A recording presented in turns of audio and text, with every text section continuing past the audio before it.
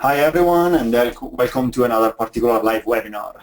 I'm Mauro Servienti, and today I'm joined by Sean Feldman. We both work at Particular Software. Today we're going to discuss how to connect backend and frontend using SignalR, Messaging, and Backplanes. So, Sean, shall we start? Take it away, Mauro. Okay, so first we'd like to introduce what bidirectional communication is and which are the options that we have on the table when we need to make the backend talk to the front end and vice versa. So the first approach that you can use is the classical synchronous RPC style-based communication. So here we have a server waiting for connections from a client. The client issues a request, and there's some sort of synchronous execution. When the communication happens, the client utilizes RPC style, so remote procedure call, and is blocked by the server execution. So the client needs to wait for the server to complete its background work in order to move forward. In the meantime, what we have is that it's easy to handle the conversation because the client is blocked, so has nothing else to do while waiting for the server, and it's quite easy to handle server errors. So if something goes wrong at the server level, that error can be easily reported back to the client so that the client can understand what's going on. The difficult portion is to scale it out. So the only real option that we have on the table is to put a load balancer in front of the server and deploy more servers in a load balancer environment. We can improve this scenario by introducing some asynchronous, still RPC style communication. And if you joined the Daniel's webinar about async await, you may already know what I'm going to talk about.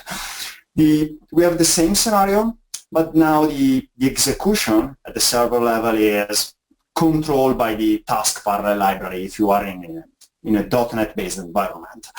So we still utilize this RPC from the client perspective. The client is still blocked, waiting for the server, or if the client, again, is using async await pattern as well, the client is blocked waiting for that specific callback. It's still easy to handle the conversation and handle server errors because from the client perspective, the communication is, again, RPC. It's less difficult to scale it out. If we are in a scenario where the server background work is CPO bound or IO bound, then the async await pattern allows us to better manage server resources. But if we really need to scale out or make the server highly available, we still need a load balancer in front of it. It's the only option that we have on the table. The truly asynchronous communication can be described with this small diagram. So what we've done is just add to the diagram the yellow box, explaining that the background execution can be handled in a different process or on a different machine. It's up to us to decide where to handle that. So from what happens from the communication perspective is that now the client issues a request and receives an acknowledgement from the server saying, okay, I received your request, I'll now start something in the background, I'll get back to you eventually. So the client is not anymore blocked, waiting for the server. The server starts background work, and that background work can be wherever. So it can be on a different process, living on the same server, or on a different machine. It's much easier to scale it out because now the server in the middle is acting basically like a postman, receiving requests and dispatching requests to someone else. So we can offload that background work to multiple machines. And what we are introducing is something more difficult to handle the conversation and background execution errors. Because now that the background execution can be handled somewhere else, we now need to find a way in order to send back to the client status notifications and errors that might happen in the background during the background execution. the sample we are going to use during this webinar is called the ping pong, is the typical ping pong sample based on the conversation pattern that we just highlighted. So we have a single page application client that is sending requests to a web server, receiving immediate response saying, well, I received your request. The web server is going to send that request to someone else that is called the backend server that is going to handle the background execution. When the background execution is completed, the server sends back a Pong response saying, I'm done. The web server handles that Pong response and try to connect back to the client, sending a Pong notification.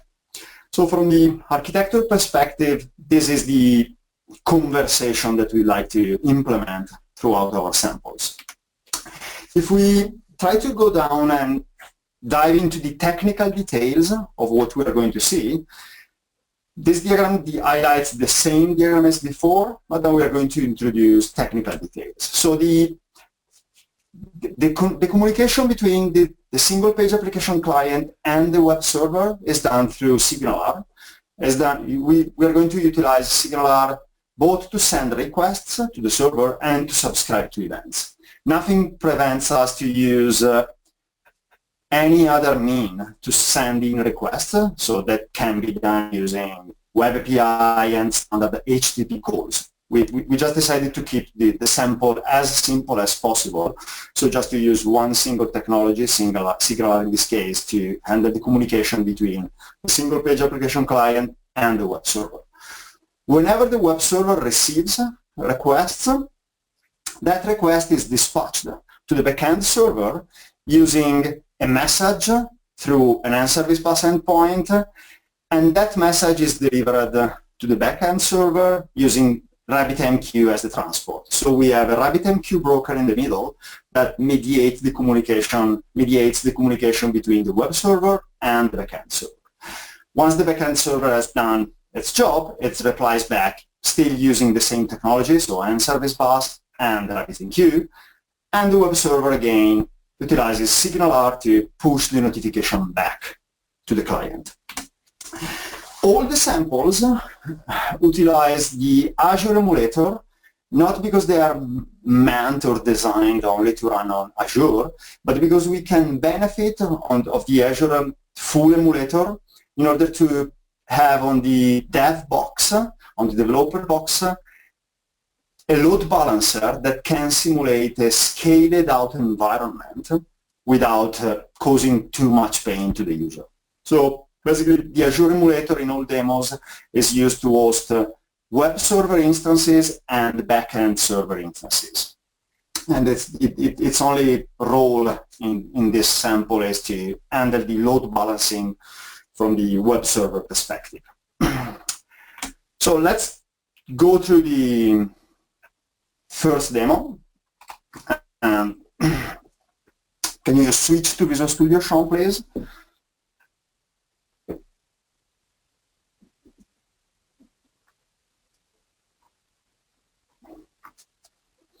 Thank you.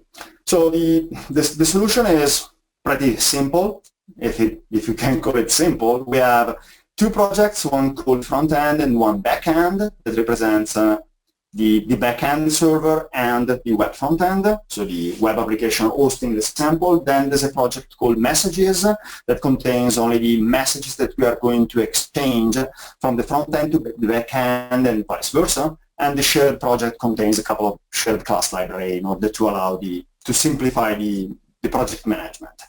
Then there's the cloud service project, that is the thing that enables the Azure emulator to run using this solution. And if we start the sample,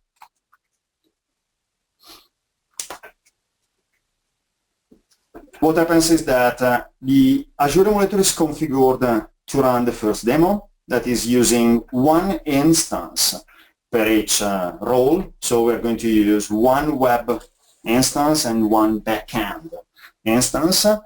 And the browsers pop up showing a web page.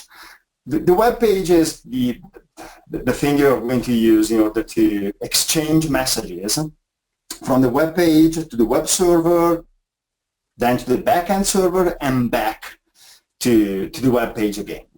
So the web page is very simple. We have a ping text box where we can write a message. That message can be whatever we want. It's just text that will be, whenever we send, that message is sent to the web server via SignalR and then to the backend server through RabbitMQ. And let's see if I can write a message. And there we go. Message. And as soon as I hit send, so what's happening here is that the web page changes a little bit, saying that now my connection ID is that GUID, and I received back the Pong message. So basically it's an echo environment where the backend server is going to reply me back with the same message I sent. So if I change the message and say something like, hi there, and click send again, the same message is sent back to me. Nothing special in this demo. Let's go through a little bit through the code to see what's going on at the code level. So if I expand the backend server and show the ping handler, this is a standard NServiceBus endpoint, and if you're not familiar with this NServiceBus, please raise a question in the Q&A window and we can go through some of the details. What's happening here is that here we are at the backend level, so the last step, the easiest one from a setup perspective. That's why I'm starting from here. Here we receive the ping message that is delivered from the single page application client. What we are only doing here is the background execution. So we are simply replying back. So we are issuing a buster.reply request, sending back a Pong message with the exact same text that we just received from the client. If we then expand the front-end web page and opens the apps folder, we can see what's going on at the front-end level whenever a connection is made by the SignalR client and a send request is issued. So basically, a ping pong hub is a standard SignalR hub. A hub in SignalR is a way to group together a set of connections. So we override some of the default on-connected, on-disconnected, on-reconnected methods just to log some information in the console output. The important bits happens in the ping method. So whenever we receive a ping request from the client containing some text, what we just do is ask the bus, that is NServiceBus, to deliver send a ping message. That ping message is sent through RabbitMQ to the backend server, and we already seen that the backend server can reply back, and that message is sent back. How this single page application client can send messages? In the views folder, there's the HTML that is actually running in the index.js HTML. Thank you. And the entire function is contained in the script starting at line 29.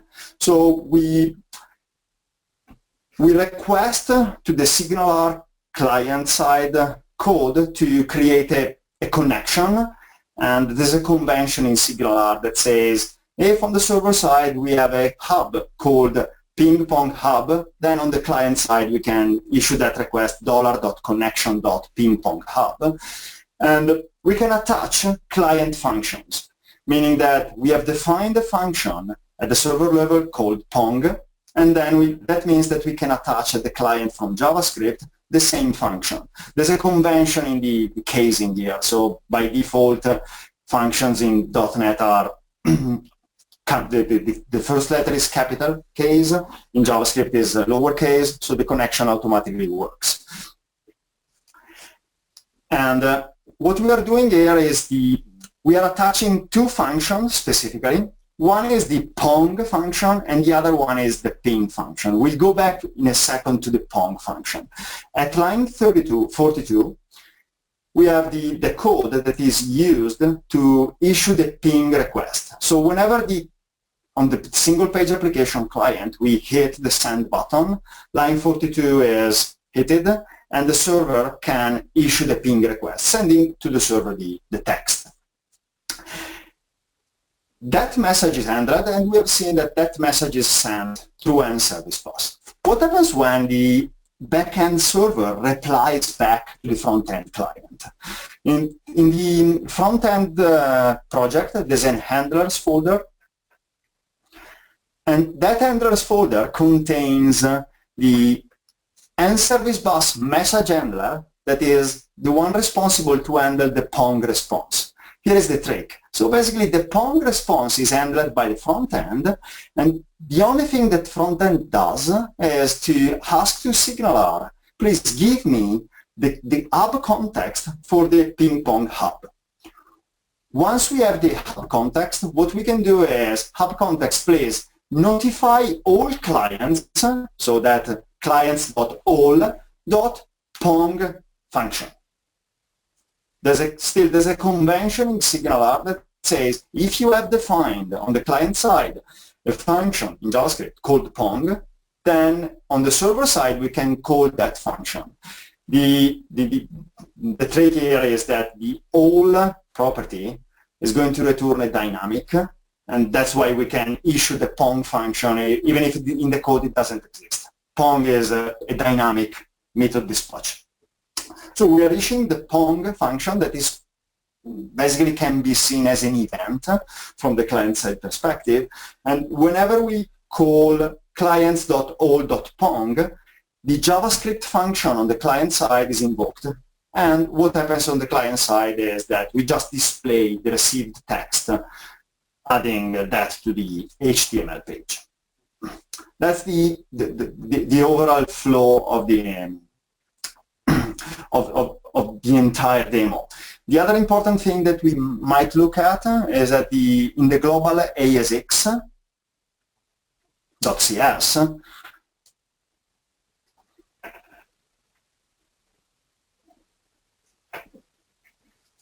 thank you. We have the bus configuration, that we have the standard application underscore start that configures the entire web application. And at the beginning, we issued that code to configure and start the bus, where we just simply configure the bus as usual. The only slight difference between the usual bus configuration and this one is that we are using explicitly autofuck in order to, as the dependency inversion, the inversion of control container, so that we can plug our autofuck container into SignalR as well. And so the SignalR hub is resolved by autofuck, and we can use dependency injection in SignalR as well. That's it for this demo. We can go back to slides.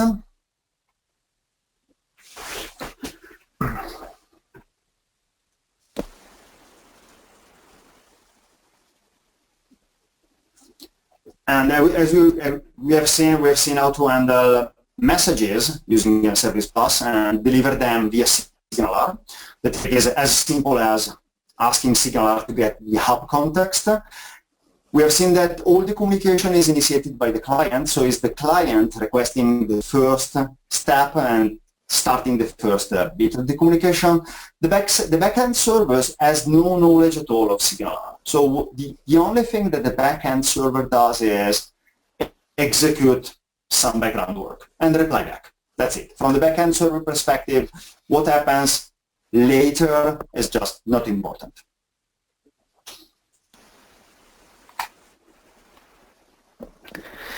And at this point in time, what we would like to do is to introduce the concept of correlation. And why do we need it? So to begin with, we need to explain what correlation is and what's the idea when we're using multiple servers communicating to each other, sending messages back and forth. how we actually utilize the correlation. The idea behind correlation is a simple question. As an initiator of the request, when the response eventually is coming in asynchronous way, how do I know that the response is associated with a specific request that was initially made? So let's explain it. Correlation is implemented usually by having some unique identifier for each message. In order to use it, we can think of correlation ID as some sort of breadcrumbs that we're leaving on our way as we move forward in order to be able to get back to the original message that initiated the whole conversation. The correlation ID has to be attached to each message that is sent through the system, regardless if it's a SignalR message or NServiceBus message. That information has to be with the message as part of that conversation. If we look at the sample that Mauro has demonstrated, you will see that correlation ID should be generated by the originating client. In other words, our single page application is the one that will generate or utilize some unique identifier. And going to the ping pong sample, our simple page application will issue a ping request attaching to that message correlation ID. That will be translated on the web server into a NServiceBus message going to the backend server, and that message will also contain the correlation ID. Once backend server replies back with the Pong message, the same correlation ID will be flowing back from the web server to the SignalR, and notification that will be delivered based on the correlation ID. So just to go through the steps, how do we create the correlation ID? There are a couple of ways that it can be done. So for example, server-side correlation, client issues a new request without creating the correlation ID. The server will generate that correlation ID, sending the acknowledgement with that ID that was created. But if acknowledgement is lost due to connectivity issues or some other disconnected problem that can occur, client restarts, client will be left in unknown state, and if the message received, it will not know what to do about it just because the correlation ID was generated on the server side. So what's the alternative or a better approach? Client-side generated correlation ID. So the scenario is client issues the request plus the correlation ID, just as we saw in the flow diagram before. The server sends back the acknowledgement. If acknowledgement is lost due to any possible problem, client can resubmit the same request. That's not a problem because the client is in control of the unique correlation ID. So it can reuse the same correlation ID on the recurring submission of the ping message. The server can deduplicate those messages based on the correlation ID, storing those IDs in some data store. And in order to demonstrate how it works, we'll skip to the demo 2.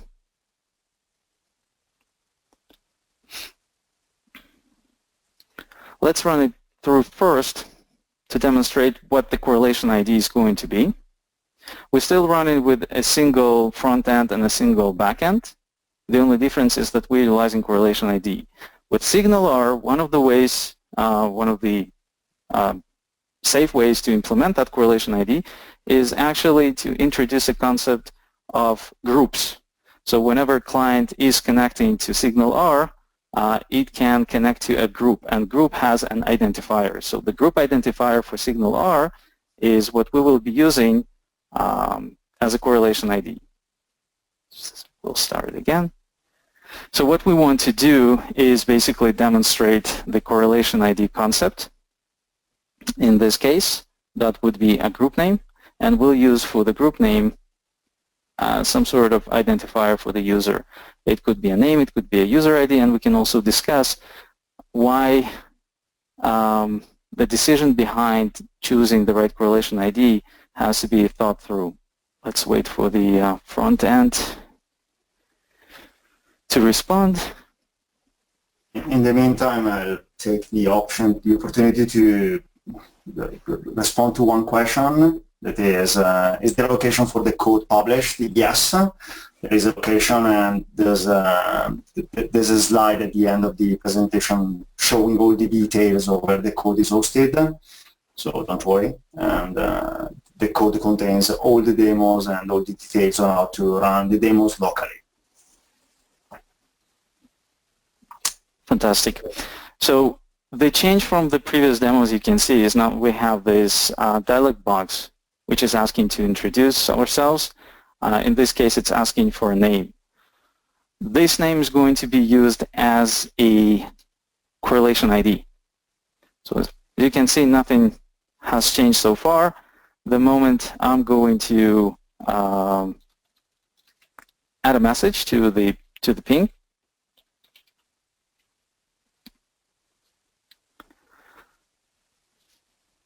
the flow that we've seen before, going from the front end, from the web server to the backend server, and on its way back, we got the response.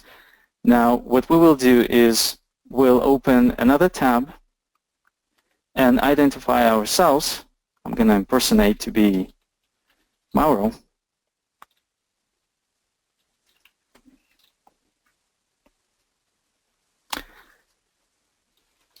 And send a message. We'll get the response back with the Pong, but looking at the previous client, because the correlation ID, which identifies all the requests, is not Mauro, but Sean. Sean has never received anything. But this is the problem that we can. This is the problem that you can run into if choosing correlation ID is done incorrectly. For example, in this case, as we said, we're using correlation ID based on the user name. If I happen to be impersonating myself as Sean again and sending a message, this is Sean number 2. We get the response back. And at the same time, we get the response for the first Sean.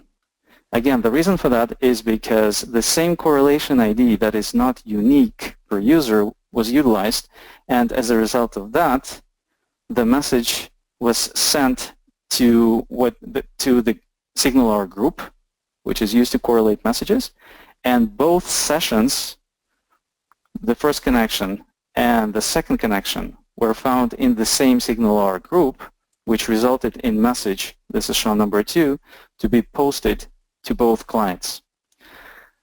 The alternative, rather than asking for a name in this scenario, would be to use a user ID, which is supposed to be unique for the system, or whatever the unique identifier that can be used to correlate messages between the client-side application, the requests, and the responses that we get later. If we look at the front end,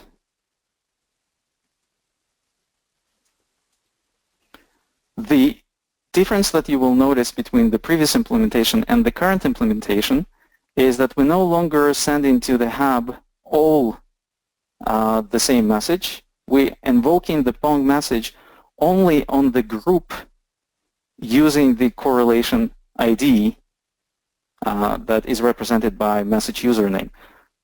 And that's the problem with the type of the correlation ID that we selected. A better approach, as we said, would be to probably utilize user ID. Another example where correlation ID could be shared is, for example, a chat application. When you have multiple people joining the same session and they all should be able to see the messages. In that case, correlation ID would be the chat group name or chat group ID. NServiceBus has its own concept of correlation ID to identify messages and conversations when and if multiple conversations are handled simultaneously. But for the clarity and for the simplicity of this demo, we're not going to dive into the correlation IDs with NServiceBus. The next step that we will be taking is to actually look, okay, this is great. We've been running so far with a single instance of a web client with the web server and the backend server. What happens if we want to scale out?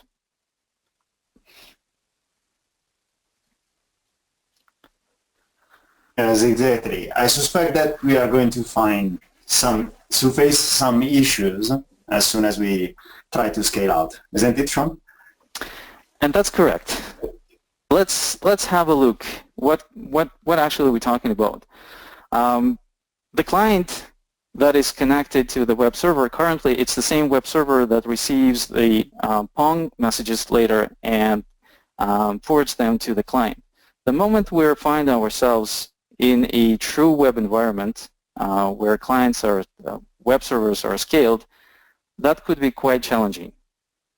In other words, the web server instance that will be receiving the Pong message might not be the one that actually initiated it. The other problem is that the web server instance itself could be recycled at any point in time, especially when we're talking about cloud environments where we don't necessarily control at what time it can happen. So what this will cause is client to basically lose the connection to the instance. As a result of that, SignalR automatically will initiate reconnection and will connect to whatever the available web server instance is.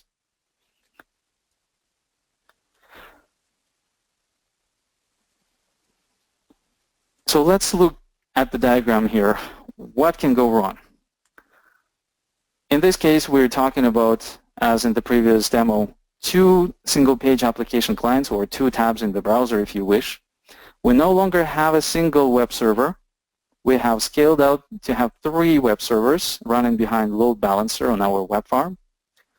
And our backend is no longer a single server as well, 2 servers to handle the load of the messages that we will be sending.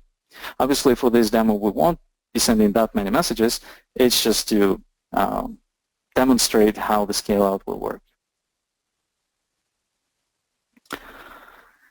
The pin request initiated by the web client is going to hit the load balancer, will be handled by one of the web servers, and SignalR will acknowledge the request. At the same time, one of the web servers, not necessarily web server number 1, will send a command, an NServiceBus message, ping, which will be processed on the backend. When the processing is done, the Pong reply message will be issued to the one of the servers, in this case, web server number 3 or number n, and that server will try to send back to whatever the client that is connected. Unfortunately, the client that is connected at this point in time for the Pong message is not the client that actually initiated the request, which means we have got ourselves an undesirable state of things. So how do we solve this? And that's where the concept of the backplanes is introduced. The idea of the backplane is to be able to take the web tier and allow communication of the messages between the web server instances so that the response can be sent to all the clients, regardless if they were the initiating ones or not. So let's go through the flow. The web client issues the pin request, gets the response that it's been handled by SignalR. SignalR is converting the SignalR message to NServiceBus message, sends that to the backend. Backend is processing the request, replies back with the Pong NServiceBus message. That message is delivered to one of the web servers. SignalR takes that message and via Backplane, in our case, we will be using Redis Backplane. There are options, other options such as Azure Service Bus or SQL Server Backplane. We'll take that message and redistribute among other instances of the web server. What these web servers will do, in essence, they will communicate back to all the clients and send the Pong notification. So if we started with the first web client, it will receive the Pong notification. And even if we have disconnected in between the ping and Pong and reconnected with a second or a different web client, that different web client, that other web client will also receive the Pong notification and handle it as needed. And what makes it work together with the correlation ID is the fact that only one of the clients will be utilizing the correlation ID that was utilized with the ping request and will be getting that Pong message back. So now that we went through the theory, let's run through a demo. For the sake of this demo, we have switched back to the full emulator in order to run multiple instances, and that's why we're using also Azure Emulator. It allows us to run multiple instances of the same, if you wish, server. So we're going to have two backend servers, emulating two backend servers, and three front-end servers. And we'll try to see, obviously it depends on how the software load balancer is going to operate, but we'll try to find a scenario, demonstrate a scenario where the initial ping was done through one web server, but the response communicated back to the web client through another instance.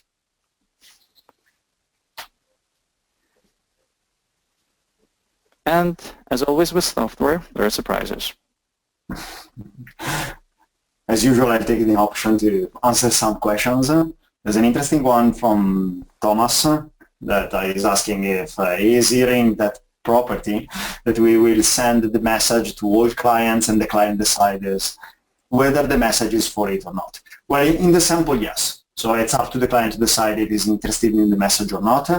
In real-world scenarios, that's not going to happen. So what the front-end web servers can do is whenever the message is received by NServiceBus or whatever mean we are using, so in this specific case RabbitMQ, the web server can detect if the message is intended for the clients that are connected to that web server instance or not, and then send the messages to the client.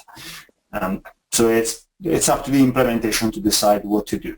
The backplane in this specific case is used just to allow the web server instances to communicate one to the other without introducing any other need. There's another question from Param. Can we invalidate the correlation ID from the client in order to ignore the response if no longer required from the server? Yes, that can be easily done. There's basically two options. One is the default SignalR disconnect.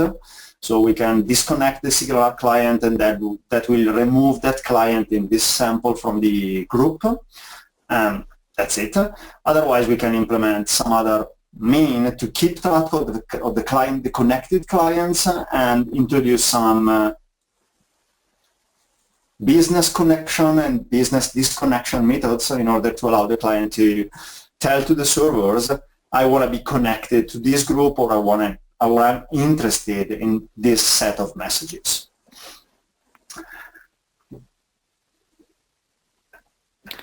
You seems to be ready. Yeah.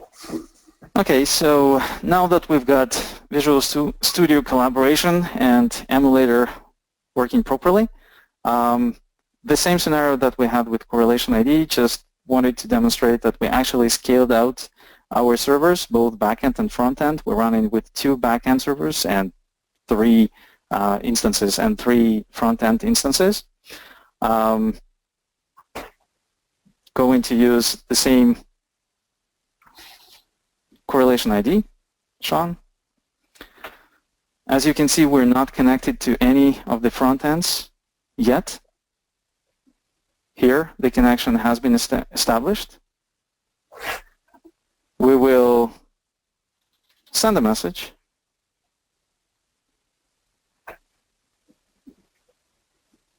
So as you can see, the client connection ID 54 that we've received, that's the one. And the front end has received the request. And it also handled the response, which was processed on the backend on the second instance. Okay, so we'll try to send a little bit more.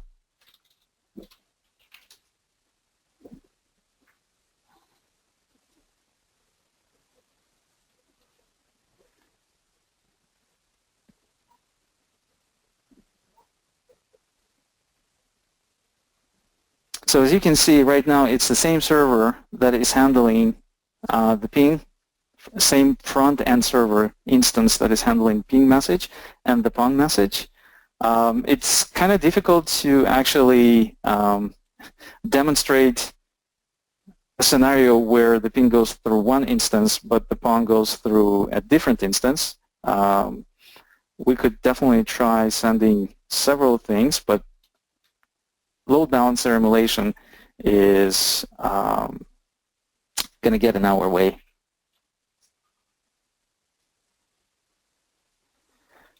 So here's Mauro.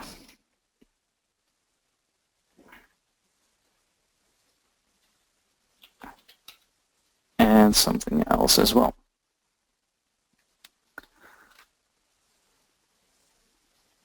So as you can see in this case, it's the first instance of the front end that is handling all the messages.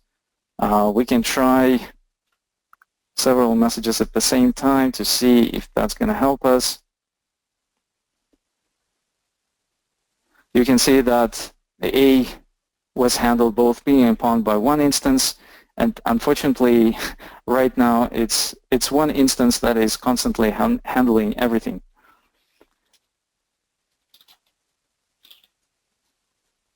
What we can do is, because I was connected here as Sean, I can try to send a message from here, disconnect, connect with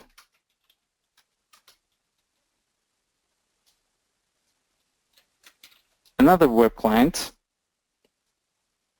but unfortunately at that point in time the message was distributed already and we won't be able to receive it anywhere because this identification is Mauro. Mauro is also not going to receive it, which also highlights the fact that SignalR messaging is not something that is a reliable messaging. Just comparing it to NServiceBus, which is a reliable messaging. Therefore, if client is disconnecting, it doesn't matter if we run a single instance of a front end or multiple instances of the front end. SignalR message that is failing delivery will be gone. So let's see if I can try again, get to the point where different instances are handling ping and the Pong, and unfortunately I can't.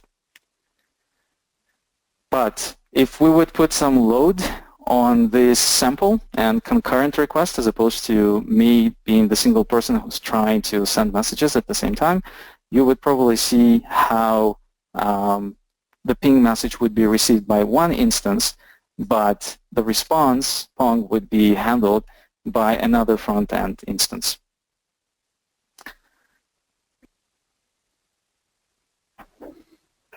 Going back to the slides.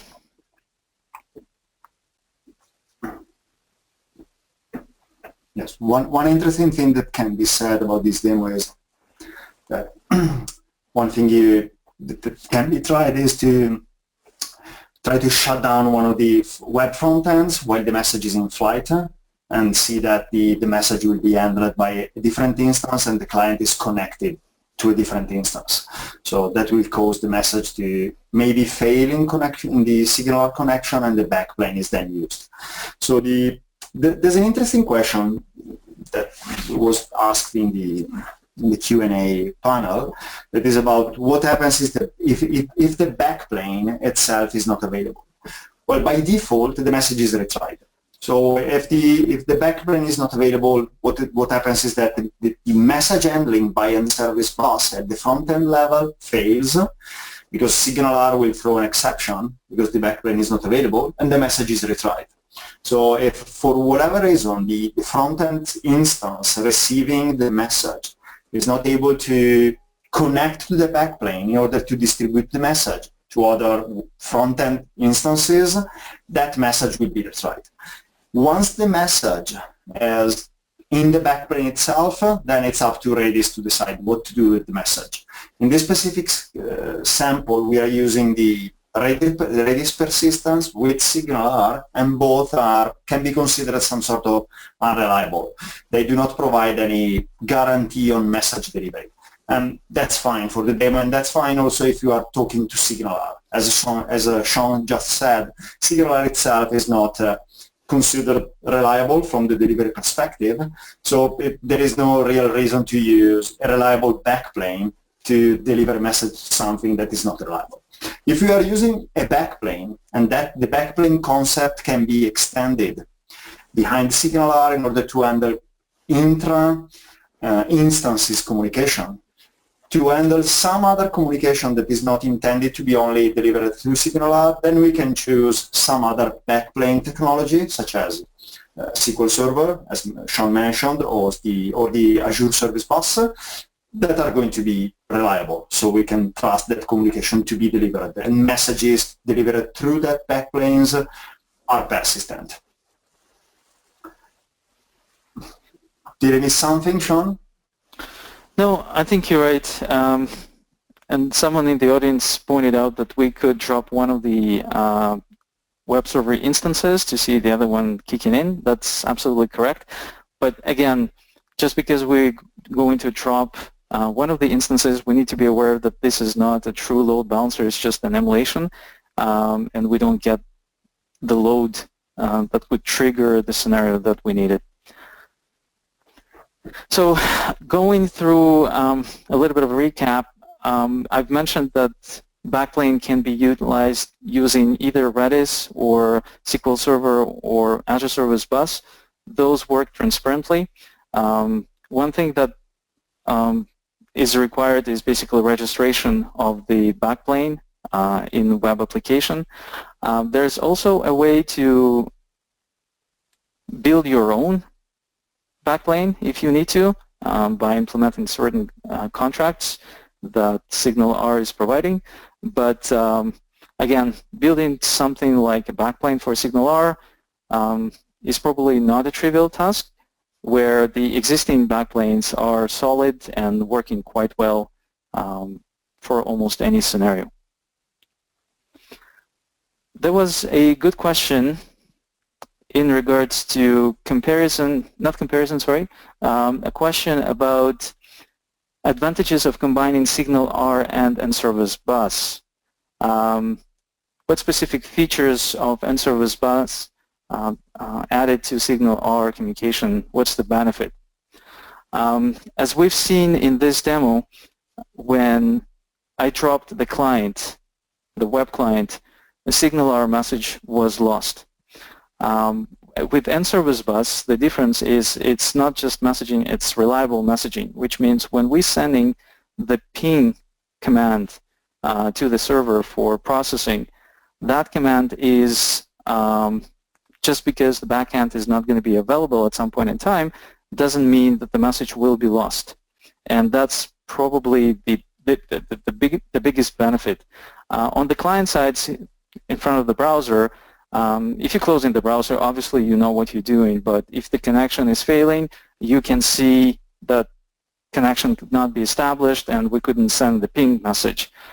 But on the back end, there's no such visibility. So as a user sitting in front of the web client trying to submit a ping, seeing no problem communicating with the web server, there is no visibility to know what's happening with the message on the backend and to ensure that everything is working as it should.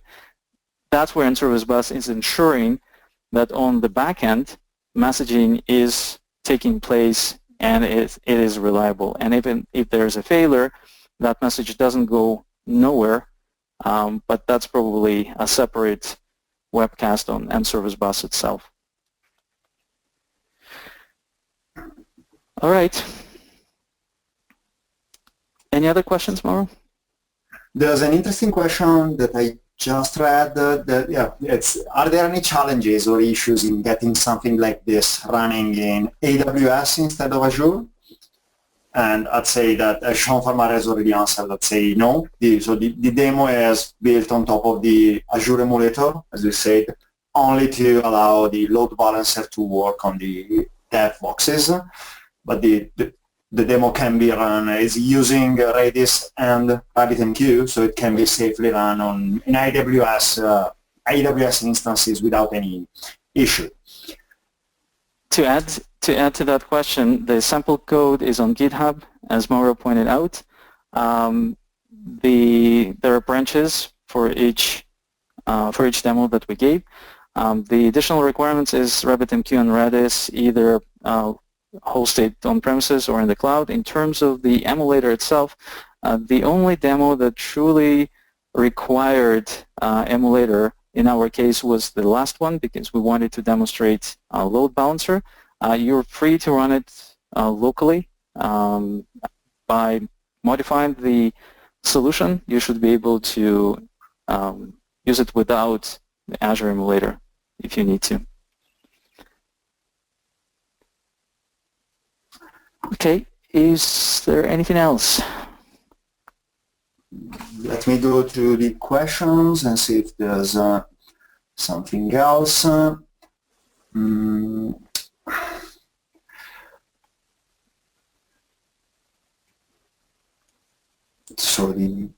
There's a good question. What is the advantage of using NServiceBus in front of RabbitMQ compared with using RabbitMQ directly? While it's not a question for SignalR, it's still a valid question. We could utilize RabbitMQ directly, but what it means is that we would have to build all the boilerplate around retries, reliable messaging, everything else. We wanted to focus 100% on SignalR and make the backend messaging as simple and trivial as it could be. If you recall the handler on the backend that Mauro has demonstrated, there was absolutely nothing about specific transport. There was nothing specific to RabbitMQ. And basically, NServiceBus allows us to abstract the messaging infrastructure in order to focus on the business code and, in this case, the SignalR, which we wanted to demonstrate how it can run with in the whole scenario.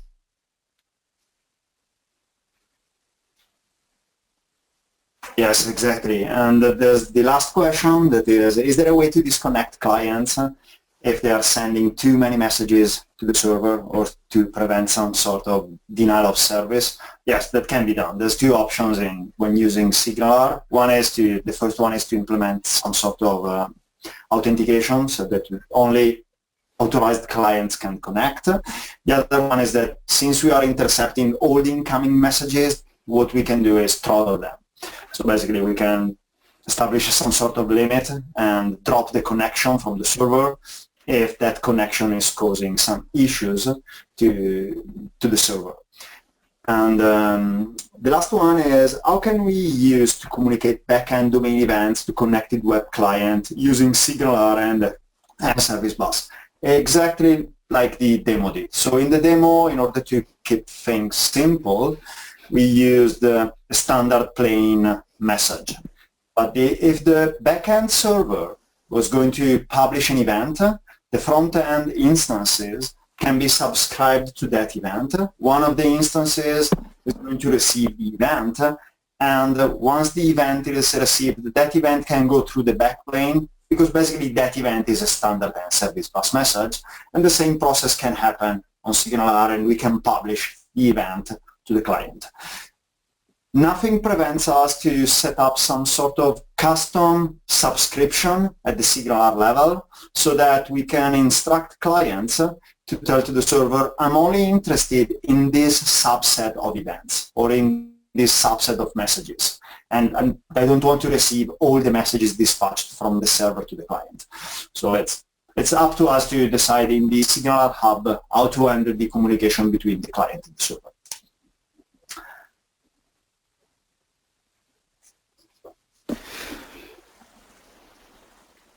All right. Are we going to take more questions or follow up on the questions afterwards? I'd say that we can follow up offline on the remaining questions. And thank you, everyone. That's all we have time for today. On behalf of Sean Feldman, this is Mauro saying goodbye for now and see you in the next particular live webinar. Thank you.